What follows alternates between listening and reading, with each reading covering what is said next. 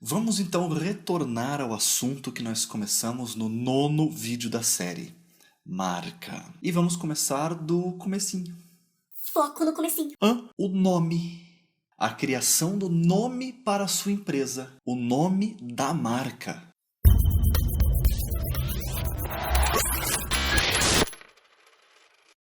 No mundo da fotografia e em seus diversos segmentos, o nome da empresa é uma coisa muito importante. Porque tem empresas que o nome realmente não é muito importante, como uma loja de R$1,99, por exemplo. Não precisa nem ter nome. O nome pode até atrapalhar em alguns casos. Mas no mundo da moda, por outro lado, a marca é de suma importância. E a fotografia segue um pouco por essa estrada, pois o produto que nós comercializamos é de grande valor emocional e é necessário que haja uma grande percepção de valor na marca por parte do público-alvo. É necessário estabelecer uma conexão humana. Então, uma primeira dica, antes de qualquer outra dica, que aliás eliminaria todas as outras dicas, é: procure uma empresa de naming. É caro? Bem, visto que o nome da sua empresa é uma coisa que você vai conviver para sempre, visto que é o nome, a grande frente da sua empresa, não é um serviço caro. Ele pode ser, por outro lado, impagável. Um Boeing por R$100 mil é barato. Não quer dizer que seja pagável. Eu não poderia pagar, mas é barato. Então, caro e barato e pagável e impagável são conceitos que...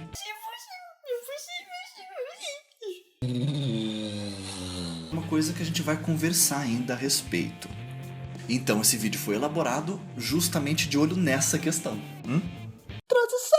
Focus Studio, Artefotos, Retratarte, Digital Art, Olhares, Olhar em Foco, Cliques e Olhares, Clicarte, Fotoarte, Clique Digital, Estúdio Sorria, Olharte. Percebeu ali, ó? Olhar mais arte, ó. Olharte.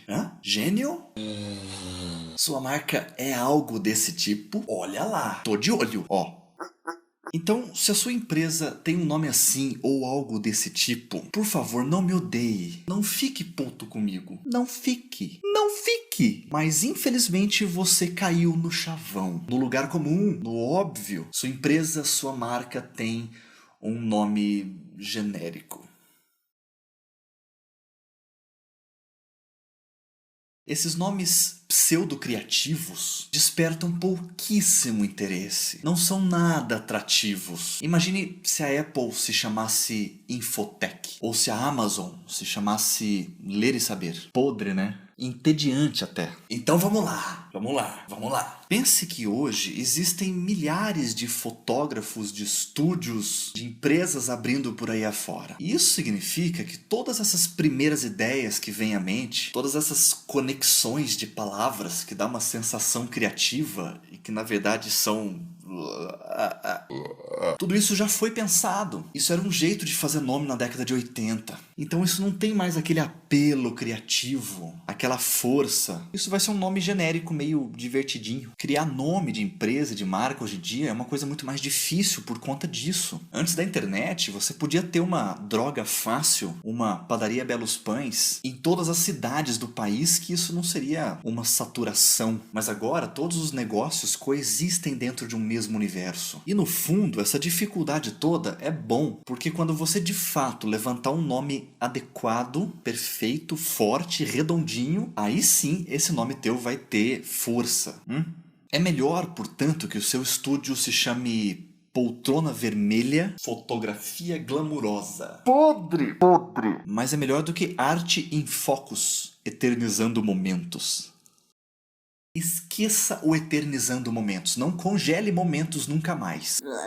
Esse deve ser o maior chavão da fotografia. Portanto, evite um nome entediante. Nomes muito óbvios, ou muito diretos, ou muito descritivos. Na nossa área, não precisa. Eles parecem legais, mas eles são armadilhas cruéis. Uma ideia, um caminho, pode ser você relacionar o nome da sua empresa com uma necessidade direta do seu público-alvo. Pode ser um caminho. Claro, sem ser muito explícito também. Tem que ter aquele joguinho de cintura. Aquela maleabilidade. Aquele jeito emborrachado de ser. Ser criativo na construção de nomes não tem nada a ver com arquitetar complexas junções de palavras, de tentar explicar todo o seu objetivo empresarial numa única palavra. Tem a ver com despertar interesse. Uma forte dica pode ser: tire o foco da atividade em si e busque uma conexão humana. Porque nós, fotógrafos, vendemos pacotes de satisfações emocionais, não máquinas fotográficas ou instrumentos de laboratório. Entenda que a nossa atividade enquanto marca é sentimental, é empática. Porque quando a marca não é exatamente o nome do fotógrafo, então chamamos de impessoal, não quer dizer que ela não tenha que ter personalidade. Muito pelo contrário. As marcas no nosso segmento da fotografia devem refletir, devem transbordar o carisma de quem está por trás daquela empresa. Tudo bem? Tamo indo bem? Essas foram as questões mais psicológicas desse assunto. As questões mais viajadas em relação à construção da marca. Que, a meu ver, são as questões que realmente importam. Mas vamos falar também de outros aspectos mais técnicos. Por exemplo, a questão do domínio, o tal do .com.br. Eu já ouvi bastante que essa é a primeira questão que deve ser considerada na criação do nome. Besteira! Você não vai abandonar um nome genial só porque uma marca de calça jeans registrou o domínio primeiro que você. Você criou o nome Nuvem Laranja e achou genial. É isso que eu quero pra mim. Já fiz a validação, já construí o background e na hora de registrar o domínio já tem nuvenlaranja.com, já tem nuvenlaranja.com.br e você realmente não deve sair registrando uma nomenclatura estranha depois do .com, porque aí sim complica a coisa. Aí você registra nuvenlaranja.fotografia.com.br. Beleza? O brainstorm, a tempestade de ideias, a tempestade cerebral. A ideia é muito simples. Você pega uma folha grande, pega um chumaço de canetas coloridas, um destaca-textos, reúne a galera, seus sócios, funcionários, amigos ou mesmo sozinho e chove. Chove naquela folha. Deveria chamar shitstorm, que só sai merda. Parece mesmo a princípio uma chuva de bosta. Um monte de ideia merda. E é pra ser assim mesmo. Porque no meio daquele lamaçal, daquele lodo fétido, vão sair umas florzinhas cheirosas.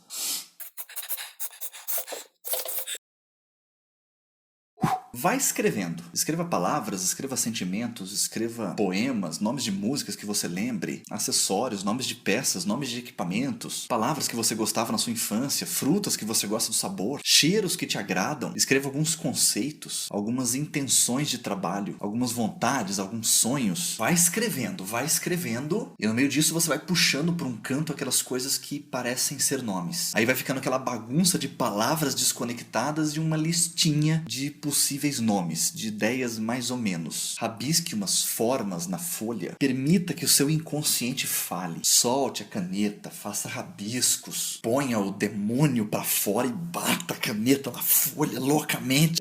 Se você estiver sozinho, né? Na frente dos seus sócios. Acho que a tua empresa acaba antes de começar. Antes de ter nome, já acabou a sua empresa. Enfim, levantou algumas ideias? Põe pra descansar. Põe pra crescer. Igual tua avó punha o pão em cima da pia com um paninho em cima pra ele crescer. É isso. Deixa a ideia na gaveta ou deixa a ideia em cima da mesa que é pra tomar um ar fresco 2 semanas. Depois volta lá pra dar uma olhadinha. Porque o descanso é parte do processo criativo. Porque depois que você pensa um monte, que se desgasta, que se esforça, a tua mente acaba não lendo muito bem aquelas coisas mais. É como falar muitas vezes a mesma palavra, ela acaba ficando estranha. Então a ideia de deixar lá descansando é justamente para tua mente dar uma esquecida daquilo. E de repente quando você olhar novamente, você vai ver aquelas ideias com outros olhos. Aquelas que pareciam muito boas, você vai achar ridículas. Aquelas que às vezes pareciam estranhas, podem ter o seu valor. E se for o caso, você repete esse processo várias vezes. É importante aqui que você não se cobre resultados em 2 dias. Que você tenha o seu timing. Tem nomes que eu criei que saíram na hora, saíram ali conversando com o cliente. E tem nomes que eu demoro meses. E é mais difícil criar um nome para uma coisa nossa do que para uma coisa dos outros. Daí entra a dica da empresa de naming. Eles vão olhar o seu negócio de fora e eles são profissionais especializados nisso. Eles estão estudando essas tendências do mercado. Eles sabem coisas importantes em relação à agregação de valor à marca. Então eu volto a defender. Não é caro. Mas beleza. Chegamos no nome perfeito. Ele tem uma fonética bacana, ele tem força e tem simplicidade. Ele não é muito óbvio, não é redundante. Ele é lindo. E aí vem a validação. A validação tem dois aspectos. Um é em relação ao mercado e outro é em relação ao público-alvo. Em relação ao mercado, você precisa dar uma boa pesquisada no Google para ver se tem outras empresas que usam essa marca ou coisas muito parecidas. E principalmente se isso acontece no mesmo ramo seu. Porque se existe uma outra empresa com a mesma marca em um segmento completamente diferente, não é problema. Olha, por exemplo, o nome Explorer. Tem um carro que chama Explorer, tem um navegador que chama Explorer, uma nave da NASA que chama Explorer, tem uma zona que chama Explorer. E essas marcas coexistem no mercado sem nenhum problema, porque são de segmentos totalmente distintos. Enfim, faça essa pesquisa para ver o que existe por aí com esse nome que você está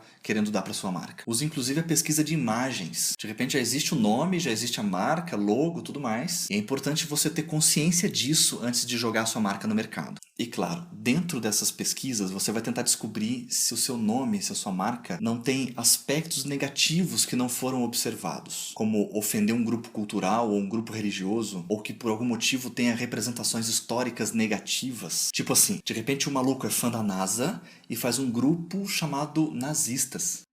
Complica, né? A outra parte da validação é em relação ao público-alvo, ao consumidor e também aos parceiros, fornecedores. Descubra uma forma de perguntar para essas pessoas o que elas acham da sua marca. E escolha, é claro, com uma certa cautela para quem que você vai mostrar essa marca. Porque se você mostrar para pessoas que pertencem a um público consumidor diferente daquilo que você busca, que você quer atingir com a sua marca, essa opinião não vai ter o mesmo valor. E aqui vai uma dica valiosa. Às vezes a marca parece um pouco estranha. Tem uma fonética boa, tem uma força, tem uma coisa realmente carismática, mas tem alguma coisa estranha. Às vezes isso é ótimo. Às vezes é justamente isso que dá aquela pitada final na marca, para ela realmente...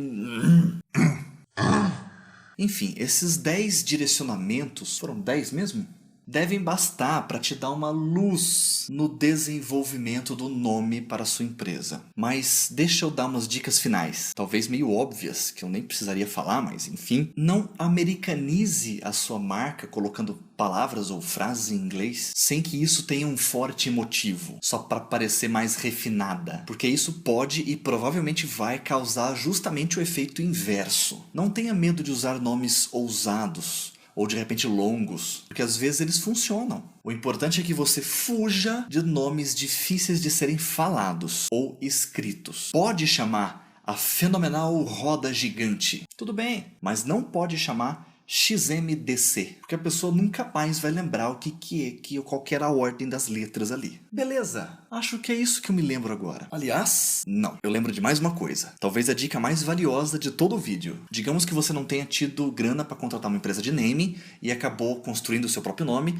e de fato chegou num nome ideal, perfeito. Mas agora você não tem grana para contratar um designer gráfico. E a parte visual da sua marca realmente não vai ter jeito de você dar aquela enganada. Porque não é a questão de dominar um software como o Corel ou o Photoshop. As instruções de design gráfico são muito mais complexas do que isso. Então a dica é muito simples. Procure um estudante de design gráfico. Porque assim como o fotógrafo que está começando, mesmo que ele seja talentoso, ele tende a cobrar mais barato, a mesma coisa vai funcionar com o profissional de design gráfico. Porque mesmo ele estando ainda na faculdade, ele certamente vai entender muito mais de design gráfico do que aquele seu sobrinho que mexe bem no Corel. Ele não precisa nem saber mexer no Corel. Ele faz na caneta ali. Uma coisa melhor do que você faria sem esse conhecimento. E como ele ainda está aprendendo, está buscando portfólio, ele vai te fazer um preço, ó, chupetinha de groselha. Lambidinha de suricato. Hã? Então, larga o seu joinha aí pra mim. Se inscreva no canal para continuar batendo esse papo. E...